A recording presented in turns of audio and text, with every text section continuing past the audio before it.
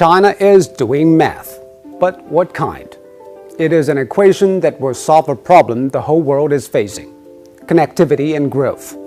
And China's answer is simply to add values, be it bridges, roads, ports, industrial parks, training centers, or stadiums.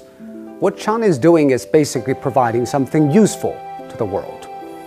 The China-Pakistan Economic Corridor gathered $19 billion in investments by last August, and the Piraeus port has created 10,000 jobs for Greece.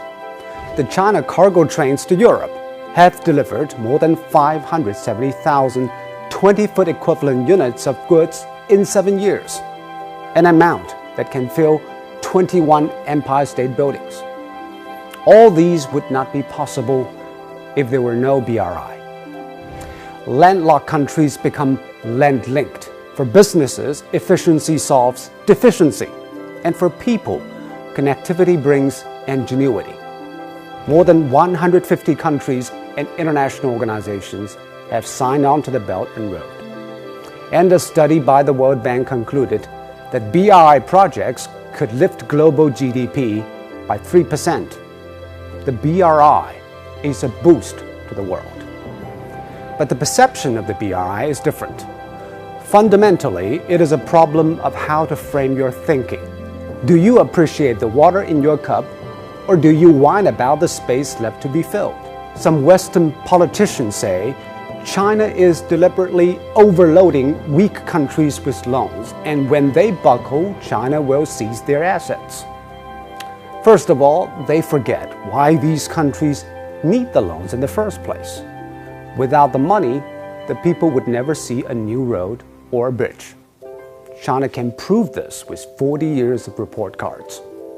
Secondly, the risks of the loans have been totally overblown.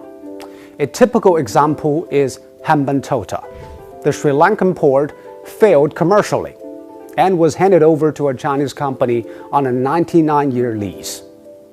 Yes, the Chinese are now running the port, but they do not own it and have no reason to do so. A Johns Hopkins University study shows that among 3,000 China finance projects, no example can support the debt trap theory. On the contrary, China is the one that put its money where its mouth is.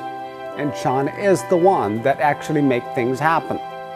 It is easy to criticize, but the question is what you can offer instead. When you are a hammer, everything you see is a nail.